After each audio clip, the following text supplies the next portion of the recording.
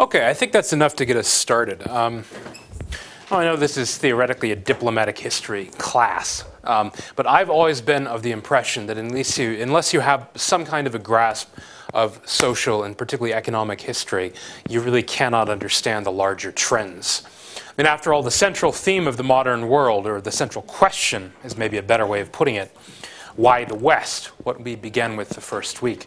There are so many answers to this question. We've already looked at many of them: cultural, financial, issues to do with politics, representative institutions, banking, credit, military revolution.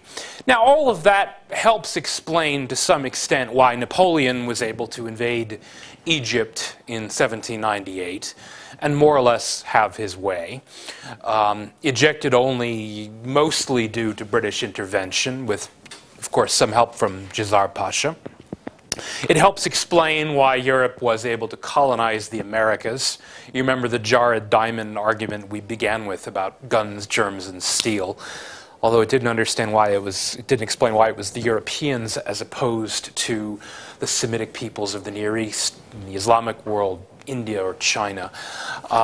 Still though, when we get up to about 1800, we can begin to see the outlines of Western or European dominance. But we haven't really seen the most dramatic development yet. I mean, after all, if you look at Napoleon's armies and how they fought the Mamluks. They won, right? Why did they win? We talked about it a little bit. Superior tactics, certainly, training, the squares, the discipline, the men being able to both obey orders and understand orders, feeling maybe like they were fighting, not just for some distant warlord, but to a certain extent for a nation. Yeah, so maybe there were political factors. What about the weapons, though? They weren't really all that different. The Mamluks actually had more artillery than the French did. They had more cavalry than the French did. They were more mobile than the French were. Yeah, drill, tactics, training, all of that probably made the biggest difference. Some magic glue in Napoleon's leadership. Now, compare that to the picture in the late 19th century when Europe was carving up Africa with machine guns, with railroads that they're building, with steam-powered ships, later coal-powered ships, later gasoline-powered ships. Or the First World War, when you have humongous armies being moved at least up to the front lines by rail. Or the Second World War, the internal combustion engine, the tank. You have a much more dramatic, even a geometric impact. I mean, some of the statistics, of course, statistics are always a little bit misleading and possibly vague, but if you have with you the Kennedy book, Rise and Fall of the Great Powers, or the photocopies, he has a chart on page 149, a very rough, crude approximation of manufacturing output, that is, share of basic production. Could be production of anything from foodstuffs to textiles, furniture, all of the stuff, basically, of human life. Manufacturing output circa 1750. Europe as a whole has a little less than a quarter, about 23%. China actually has more, as you might expect. It has a much larger population, about 33%. The subcontinent, India, Pakistan, about a quarter. So that leaves most of the rest for the Islamic world, with just a tiny little bit for the Americas. You fast forward then 150 years later, Europe has 62%, almost a two-thirds share of world production. China has gone from a third, from 33% to 6%. India and Pakistan have gone from 25% to 2%. So you go from a quarter, if you're India, Pakistan, to a 50th. Or in the case of Europe, you go from a quarter to two-thirds. This is just in terms of share. If you look at raw economic output, there you're talking about a geometric increase in production. Literally geometric. It increases by leaps and bounds. Now, as to how it happened, why? I mean, this is the great mystery, again, the great question. Now, why did this happen in Europe? How did it happen? What did it mean? Eventually, yes, many of the techniques were later exported to other countries. But the miracle happened in only one place, and it really was a miracle. Again, Napoleon's armies, 1798, 1800, 1810. Yeah, they were impressive. He was kind of like a modern Alexander. But if you really looked at it, all that he had that Alexander didn't was, well, he had some artillery and some guns, which, again, the Islamic world had too. There was no great technological advance. His men had moved to Egypt basically by wind power, right? By sailing ships, which were, yes, somewhat more sophisticated than the triremes of the ancient world. But essentially, aside from the wind, Napoleon and his army still required on brute force, animal power, and muscle power. The strength of his men, the strength of the pack animals, and the horses, which transported the goods. You remember we talked about how Napoleon's armies basically ran aground in Russia in part because they lost so many horses and because of the declining quality of the horses that they had. They lost like 200,000 horses. Completely lost mobility. Remember, though, that horses actually need to feed. They need to eat. So do people. And so in order to fuel an army, you might say, based on muscle power and animal power, you need fodder. You need food for the horses, food for the men. It's expensive. It's inherently limited. Now, as we all know, today, most armies don't rely on that at all. If they rely on anything, I suppose you could say it's refined gasoline, which is another way of saying that they don't require animal power at all. Yes, soldiers are expected to be fit, but that's not so much because they're expected to go into hand-to-hand combat, as just it's basically a way of them keeping their cool under pressure. Yes, soldiers still do have to carry kit, but today's soldiers are of a completely different order than the soldiers of 200 years ago. I mean, you think about this, like, to kind of put it into more human terms. Picture, if you will, a Volkswagen Touareg. Funny name for an SUV. Weighs about 4 metric tons. That is about 8,000 kilos. 8,000 kilograms.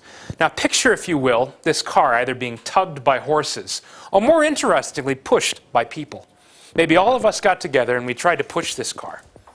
We tried to push it 10 kilometers. We would poop out pretty quickly. Now imagine this. Imagine we're not just pushing it, we're pushing it uphill. Okay, so you go down to the entrance to Bilkent, and then imagine all of us trying to push a Volkswagen Touareg up the hill. Imagine how quickly we would lose our energy, probably within about 5 or 10 minutes. We would want to break. We would probably want to eat something. We would need to drink something. We would get really exhausted. Magically, the internal combustion engine does that work at a cost of what? Maybe a third of a liter of gasoline? It does the same work as probably all of us. We would take like a week or two to do it. And all that time we would be eating and consuming food. Now, I mean, how did it happen? It's kind of like magic if you really think about it. We take it for granted today. You know, we take automobiles and planes for granted. We take the internal combustion engine for granted. Before that, the steam engine. Engines fired first by gasoline, then a little bit further back by coal, and then a little bit further back by steam. We take the production of clothing. I mean, clothing in some ways is really the essence of it. Like if you look at this incredible development where Europe, and particularly the UK, you know, the UK goes from, and basically the UK and India sort of reverse positions. You know, the UK goes from 2% of world production to about 20 or 25. India goes from 25 to about 2. Now, of course, the Marxist critique or the pseudo-Marxist critique of the modern world is that that's all because of exploitation and colonialism. But it's not that India stopped producing necessarily. It's just that English production ramped up by 200, 300, 400 times. Thousands and thousands of percent. It began, as most industrial booms usually do, with textiles. If you look at like the key inventions, there's the spinning jenny. This was the use of water power in order to sew clothing through the use of large mechanical wombs, which was then improved by the steam engine, which allowed water power to be not just from rivers, but from heat, basically. If you heated water, the steam would then power the looms. A little bit later, some of the improvements actually were more technical, like the cotton gin, first invented by Eli Whitney. The spread of these mills in the United Kingdom, there are about 150 of them by the time of the French Revolution. There are thousands of them by the early 1800s. England is suddenly able to produce clothing, that is textiles, on an enormous scale and far cheaper than anyone else. That's what really happened to India. English textiles more or less destroyed the native clothing industry. Which is one of the reasons why, again, if you look at the kind of the cynical argument about it, the English, they kind of almost inadvertently destroyed the Indian textile industry, which isn't really what they wanted to do because they were running India after all. And so what they did next was they tried to figure out another thing for the Indians to produce, and they came up with opium, which is why the English then fought a war against China to force the Chinese to consume Indian-produced opium. I mean, it's mostly, of course, from what is now Afghanistan and Pakistan. There are conspiracy theories about it. It wasn't like the whole thing was an intentional design. The English simply mastered all of this before anyone else. I mean, there were other elements too. You can look at it in terms of production, first with textiles, later on with everything that you needed to produce the machines. You have this add-on effect, right? First you need the machines to produce the textiles, and then you need the materials for the machines, and so you need something like steel, you need metals, which then in turn produces a demand for a smelting industry, improvements in smelting leading to things like the Bessemer process. And then all of this, of course, in turn produces a demand for other things. Railroads, again, another classic example. Once they master the steam engine, and then later on the coal-powered engine, railroads then are able to, of course, improve communications, which stimulates trade. But it also stimulates whatever you need to produce the railroads themselves. In this case, of course, steel. Steel being really the magic ingredient in most 19th century industry. So anyway, this is the what. Okay, England masters first mechanical textile production. Then eventually England, and even more so America, they master modern railroads. You also get communications, the invention of the telegraph. The laying of the first submarine cable, the transatlantic cable, the telephone. What's interesting about all of these things is that you think about how much they transformed lives. There was a lot of hype about 10, 15 years ago about the internet. Everything is going to be new. The internet will change everything. Well, it changed a lot of things, sure. We all got lazier because now all we do is we use Google and Wikipedia when we want to find anything out. We don't even go to the library, right? We just punch in a couple of clicks and we look it up online.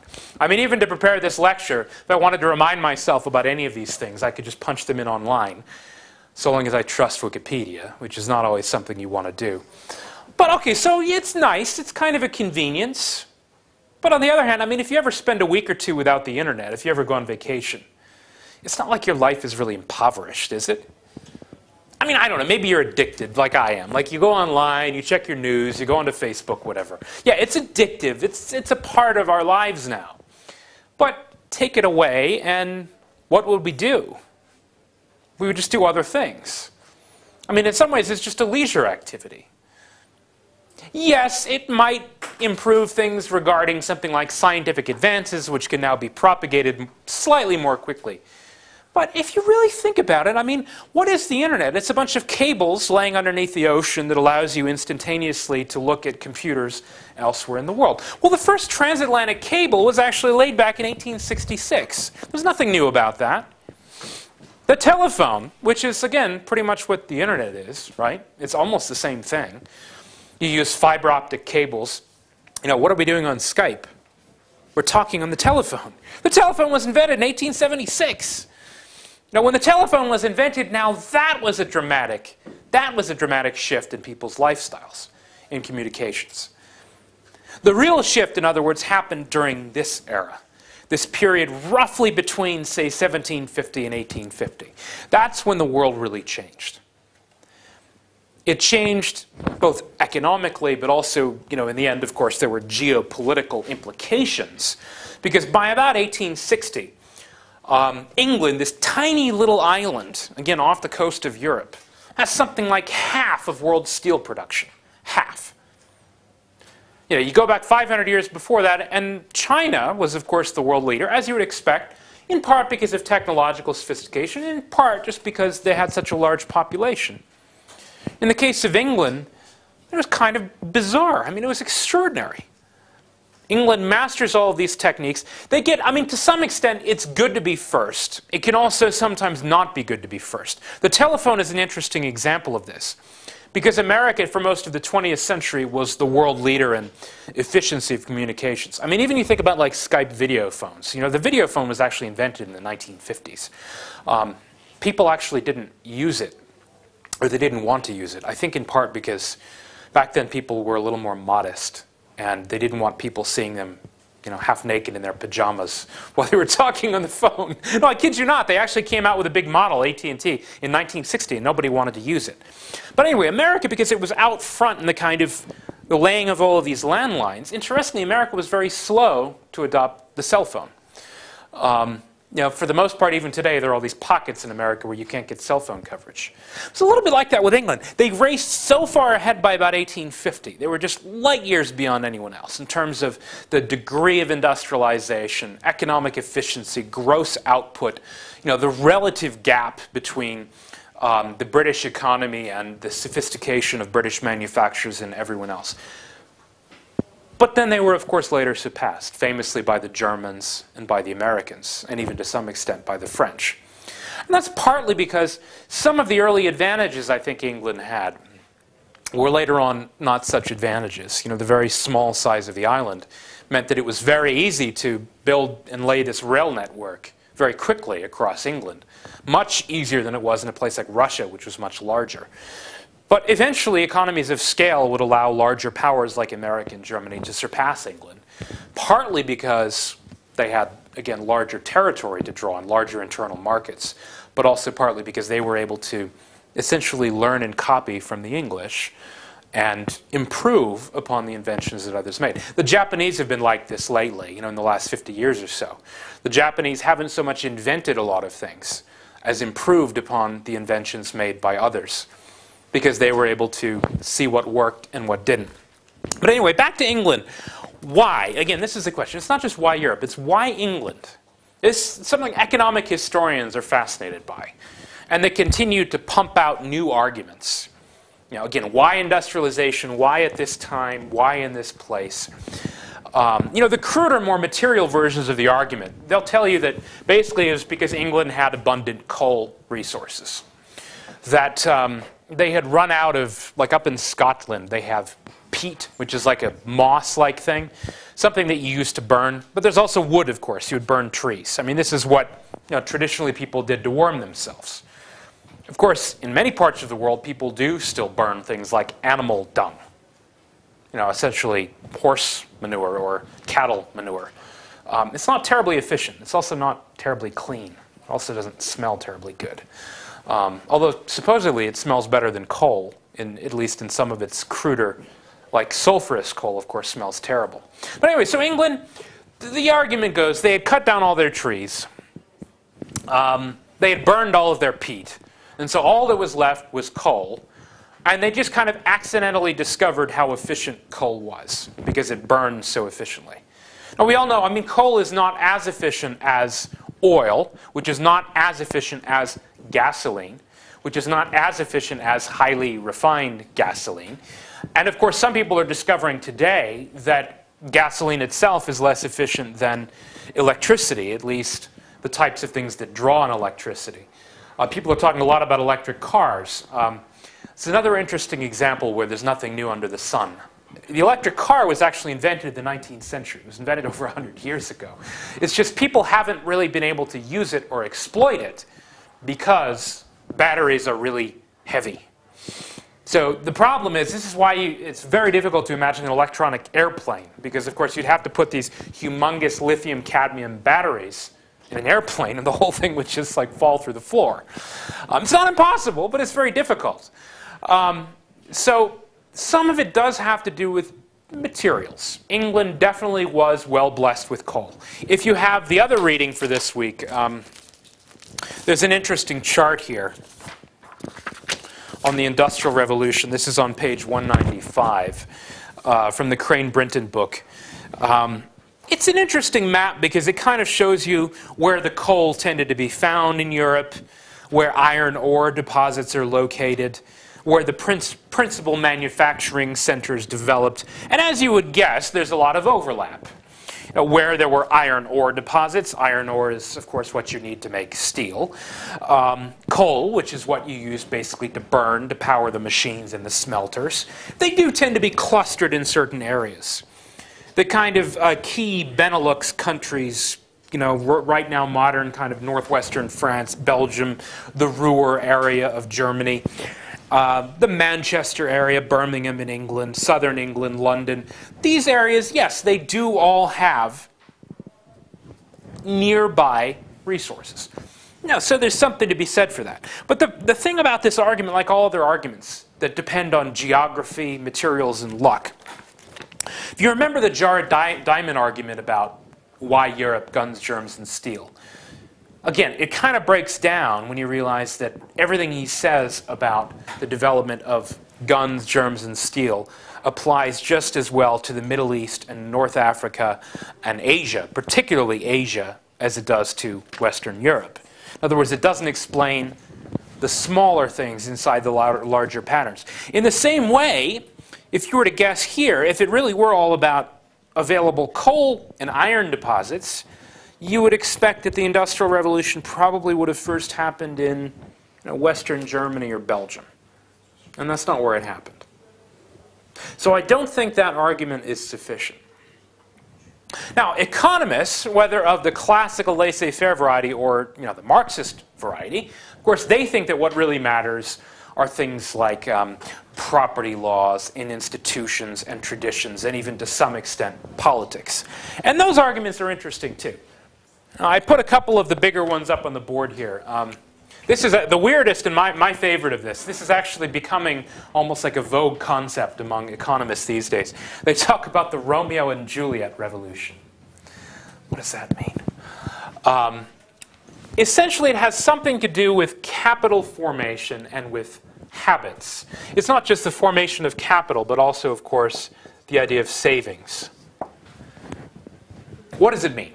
Well, some of it has to do with the notion of equality and civil law, the notion of property rights, the notion of the individual. It doesn't work in a society which is tribal. That is, everyone equal before the law, everyone essentially trusting other people in order to make economic arrangements with them. I think it was usually attributed to an Afghan warrior, a Pashtun, who said, I against my brother and I against our cousin, my cousin and I against the other tribe and I against the world. It all comes down to where your loyalties are. There's an interesting concept, again, mixing together anthropology and economics, the notion of consanguinity. And this definitely explains something about Europe in particular, but more especially England. If you look at a contrast to a place like modern Lebanon or modern Iraq, places that are famously tribal in terms of the loyalties of the people, where people belong to a certain clan, they tend to have a lot of cousin marriage. You marry your cousins. You're encouraged to do this, and in fact, in many cases, you have no choice. This is not a recipe for creating a modern impersonal state with trust in law and legal institutions. What it leads to instead is, again, tribal loyalty and clanism. England, and in fact the entire Christian world, this is, again, one of those mysterious little things that has to do with, I think, social nature and particularly economic life. Christianity has a very strict prohibition on consanguinity. It's not just that you can't marry, obviously, your brother and your sister. Almost everyone agrees on that. You also can't marry your first cousin. You can't marry your second cousin or your third cousin or even your fourth cousin. Marriage, in other words, is not a kind of arranged family business. I mean, there isn't, sometimes it's called the Romeo and Juliet revolution. It's a bit exaggerated, but the notion that people choose their own partners, what this eventually leads to is the nuclear family. Now, the critique of this, of course, I mean, it's interesting coming from a country like America and from a background which is mostly Northern European. you know, if you compare it even to like the Southern Europeans, the Latins, we're famously cold. You know, we don't have these like tearful, joyful family reunions where everyone gets together and, you know, makes a lot of noise and drinks a lot like the Greeks or the Italians. You know, my big fat Greek wedding kind of stuff. You know, the drawback is we don't have extended families.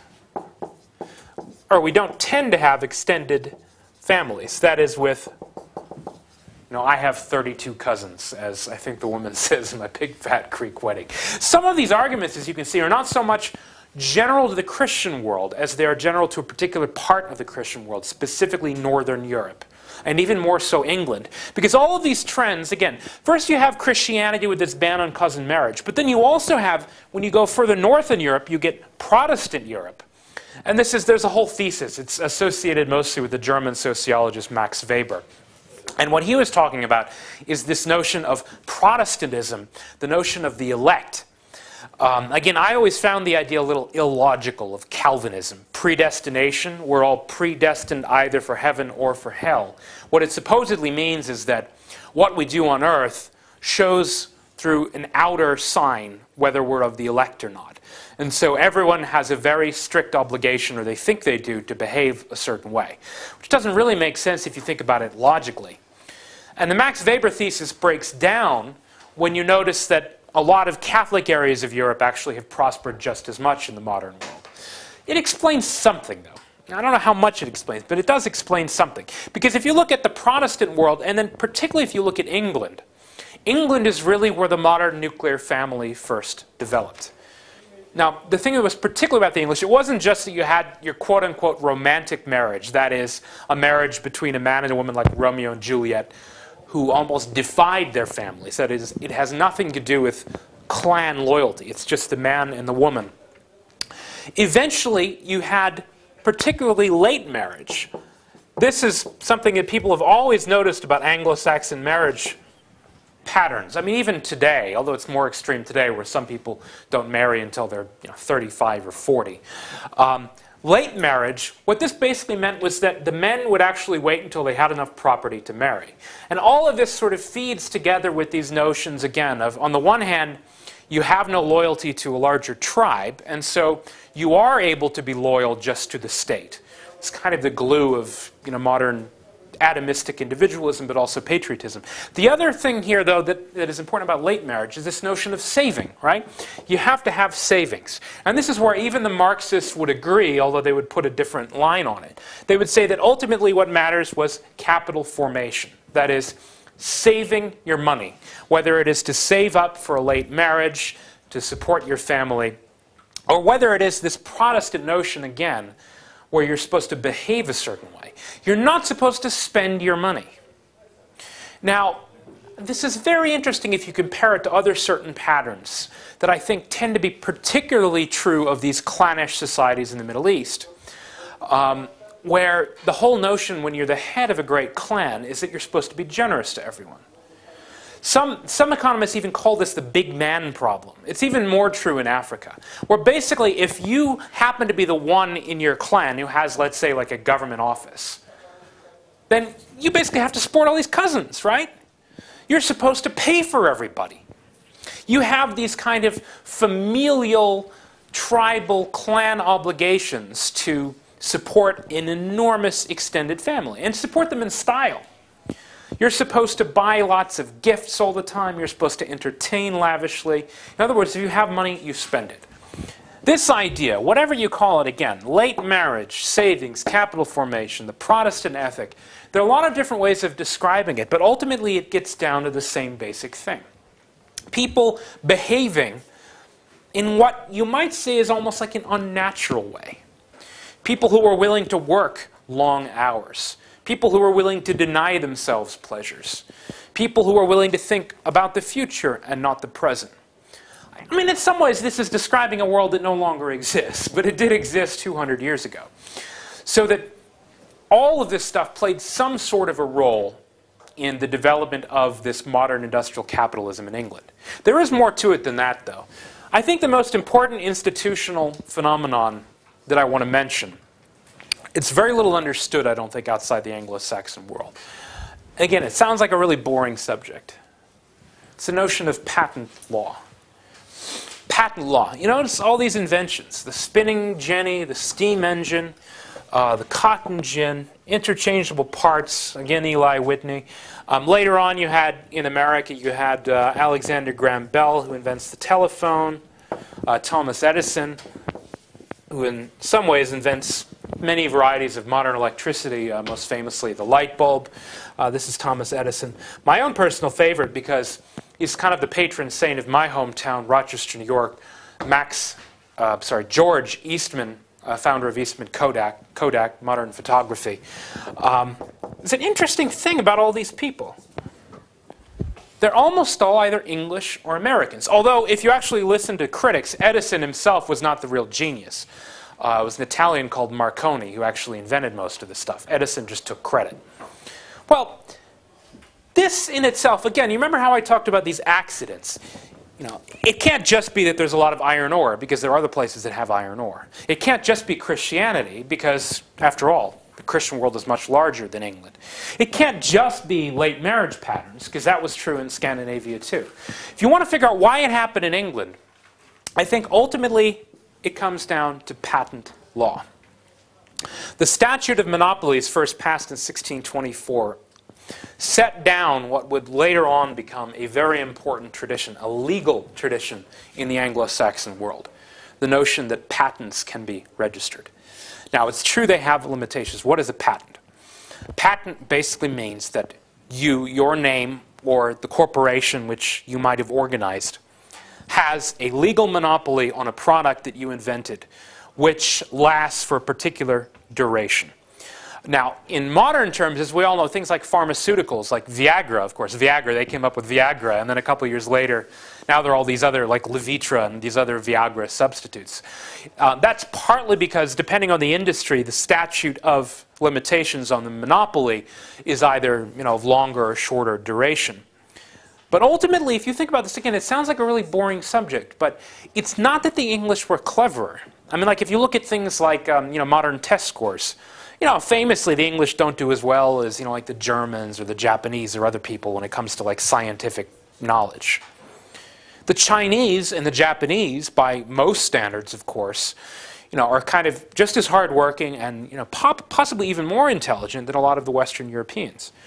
But they didn't invent all this stuff. Now, who and why invented all of these things which basically created the modern industrialized world? Well, again, the people who did these things, they tended to be tinkerers. Sometimes, like Edison, it wasn't even Edison himself who did the work. He had a whole team of people working for him. But the fact is, he could spend years of his life and a lot of his own hard-earned capital, or maybe even capital he borrowed from someone else, studying and experimenting with these processes because of the profit motive, because of the patent law which would allow him to profit from his invention. Again, wealth not coming from land, not coming from your inherited title, not coming from your position in a bureaucracy, but coming from essentially a kind of scientific entrepreneurial spirit, which is itself only possible because the laws exist to allow you to profit. Economists sometimes like talking about, it's ironic that they use this phrase, animal spirits, because, of course, the whole essence of the modern economy is to get away from animal and muscle power and to, industrialize everything and eventually digitize everything. But this notion of animal spirits, this notion that, people will pursue profit, I mean, this is kind of what Adam Smith was getting at in The Wealth of Nations. And when he talked about, the self-interest of the butcher, right? That it's not that we are virtuous or altruistic, that makes us good and that makes us valuable. Rather, it's that we pursue our self-interest. Now, of course, the economists, and later the Marxists and the utopians and the other critiques of the early laissez-faire economists would say, well, not everyone can pursue their self-interest because eventually you're going to get, the rich exploiting the poor and so on. And, all of those arguments have a certain validity to them.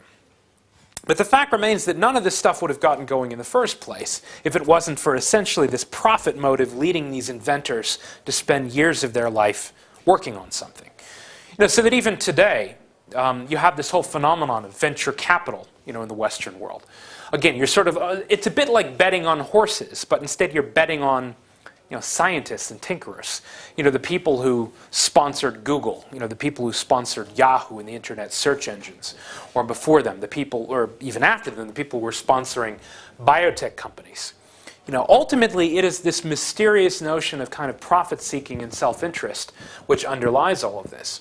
But it seems only to work. I mean, the thing is, you have to have other conditions there. You have to have the laws, not just the patent law, but you also have to have property law. You have to have the inviolability of person and property. Some of the things that are encompassed in, for example, the American Bill of Rights. This notion that our persons and our properties cannot be subject to government seizure. That the government cannot enter my house without probable cause. It cannot take my, say, car without probable cause. You have to have the legal framework to make all of this possible. I think you probably also have to have a certain predictability. There are these interesting arguments that are percolating around today, particularly in American universities. You hear a lot about this phrase, diversity. Diversity. This is like one of the key. It might almost be going out of fashion now. I haven't been in America that much in the last 5 years, but when I was in school, this was a big catchword. Diversity, which supposedly meant, kind of a racial, cultural diversity, that supposedly if you throw a lot of people from different backgrounds together, something good will result. They don't explain exactly what. Tolerance, understanding, sophistication, who knows. What's interesting, though, is that the few academics, particularly sociologists and economists who have studied this, they've actually concluded the opposite. That what happens in a place like modern Los Angeles, where you throw hundreds of different groups together, they end up not trusting each other and not working together and not talking to each other. And they don't put in the time and the investment required to create things like, say, Google. Instead, it seems to come when you have people of a certain culture who actually trust one another.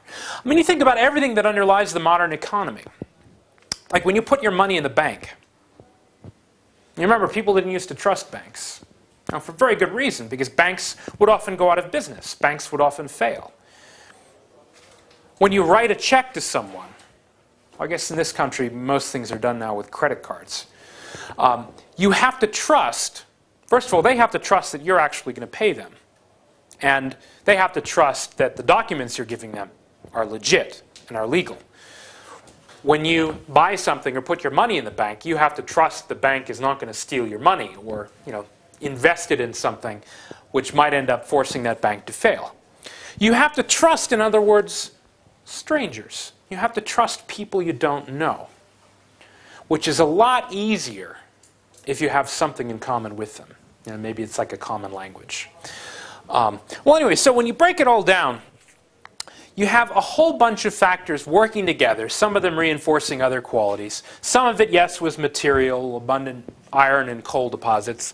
Some of it was the ingenuity of these people, made it, again, possible by the kind of legal tradition of the Anglo-Saxon world allowing patent law and these inventions to develop. But when you add it all up, you got this massive expansion in wealth and potentially power, first in England, and then once these things spread to America and to Western Europe and America, where by around the time of, let's say, 1900, it's as if they've entered a new universe and the rest of the world stands behind. They're just not living in the same area.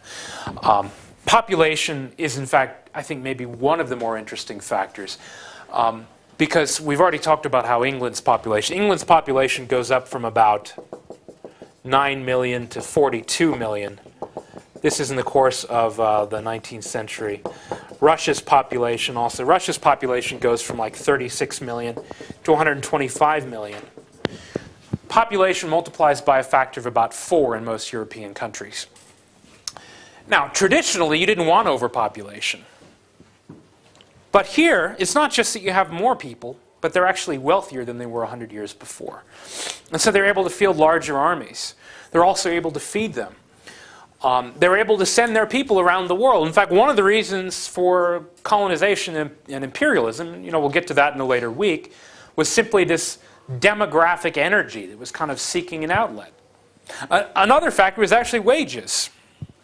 Because with this many people, eventually, if you have too many workers, wages will go down. And so a lot of people left, partly because the wages were low and partly to keep the wages from going lower. And eventually you had Europeans, particularly the English, settling places like Australia and Canada and, of course, America and all the rest of the world. Eventually what you got was a world that was Western, a world that followed these institutions and traditions, but a world which was also literally settled by Westerners who actually spread all of these ideas. And you might say, which eventually paved the way for the West's decline, because once, of course, the rest of the world was able to catch up, then the rest of the world's population and potentially its power eventually surpassed Europe. But at least for about 100 years or so, the British and the Europeans had this, you might call it almost a monopoly on power. And a monopoly on a power that was now geometrically larger than before.